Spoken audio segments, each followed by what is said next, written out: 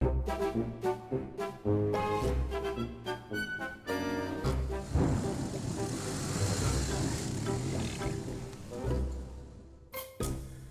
CRF250L versus the Beta Alp 4.0.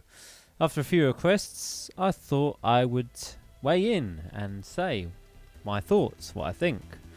Anyway, both bikes are similar. They are very similar, but what bike is better? Well, the answer is not as straightforward, so let me explain. Let's start with the looks, because everyone likes the look of their bike. They pick their bike not just on performance, but how sexy, or whatever you want to describe it as, that the bike looks. Anyway, beauty is in the eye of the beholder.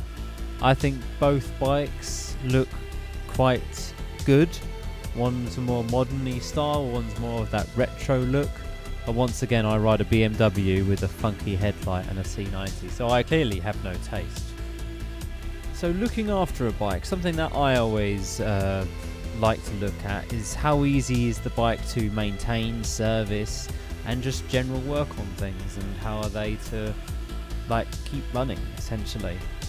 Now both bikes are quite simple engines. You can do all the stuff yourself. There's no really service lights or computers or anything like that, nothing like that, my gubbins. So the Honda CRF has a radiator. The Alp is air cooled, so that's one less thing to look after on the Alp. But instead of a radiator to worry about on the Beta, you've got a carburetor. Personally, I would always take a fuel injection over a carb, because I'm lazy sometimes. So how do the bikes handle off-road? Well, hang on, we can't get there yet. Do you know why? Because we haven't purchased them yet. So, the cost of the bikes. Which one is more money? So let's start with the stock bikes. The Beta Alp can be around 5,000. Let's just say 5,000 for argument's sake, and the Honda is around 4,600, depending on where you get it from. But that's roughly how much they are. So you've just purchased your Beta Alp 4.0. Before you take that Beta off-road though, you'll need to fit a bash plate. For some reason it doesn't come with a bash plate. And fit some hand guards.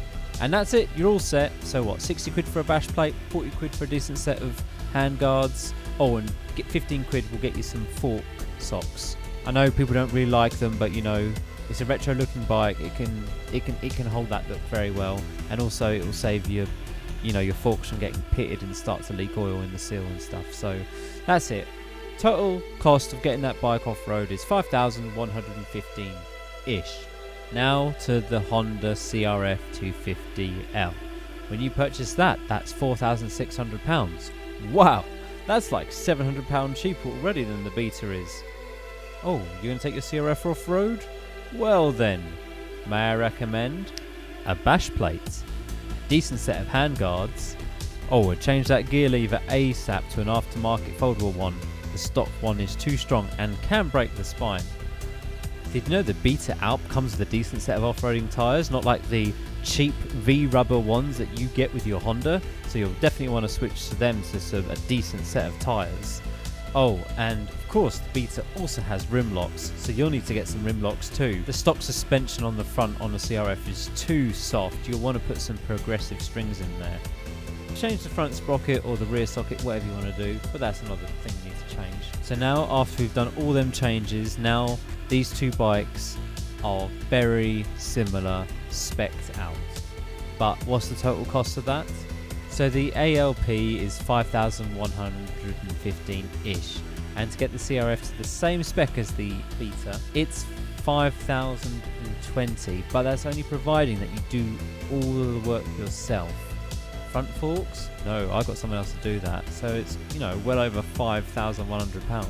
And fixing up the CRF is no simple afternoon in the workshop. That's a full-blown weekend you will not be riding. Yes, the CRF is cheaper out of the shop, but for something and ready to ride off-road and set up to a much higher specification, the Beta Alp is the clear winner here. Now these bikes in this configuration, they both do the job very well, but I'm going to say it, the Beta Alp is a slightly easier bike to ride. It has a lower seat. It's makes it easier to get a foot down when you're in trouble, especially if you're a short rider. And it has a nice lower center of gravity, and it is 10 kilograms less than a Honda CRF250L. If I had to pick one, I would say that the better Alp is better than the CRF, but we're talking by incredibly close margins. But don't shy away from the CRF just yet. To get to the off-road, you have to ride on the road. These bikes are dual sport. How do these bikes handle on road? Well, sometimes the lanes we go on are nice and close, but sometimes there can be some distance. And the ALP has a seat which is made from stone, and with off-road tyres, no, it's not a pleasant ride at all. My CRF, however, has a softer seat, a slightly more comfortable stance when you're on that seat. If you're going to do some trails, but they're more than say 2 hours ride away, I'd be tempted just to put the Beta ALP, just stick it in a van it down.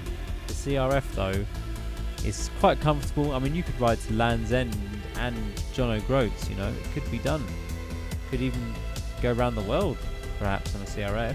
Well, I guess it comes down to whatever bike you like, but for me it's like this. I want a bike that can do it all.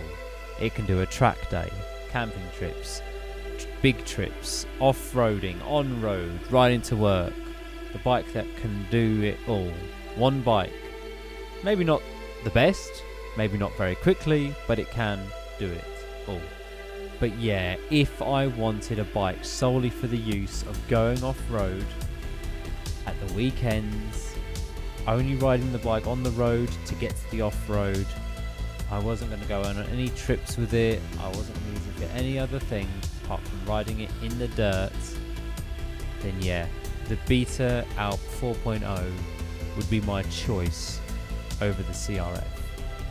But remember, I wanted a bike that can do it all. That's why I have the Honda CRF. And that's why Hippo Drones, thank you for supplying all this footage for me to be able to use in making this review or comparison video. Go check them out down below. That's why Hippo Drones has a Beta Alp 4.0. Anyway, that's my thoughts. I thought I'd share them with you. I hope that's made it more interesting or confusing if you're deciding on what bike to buy. Anyway, that's it. Thanks for watching. Ciao.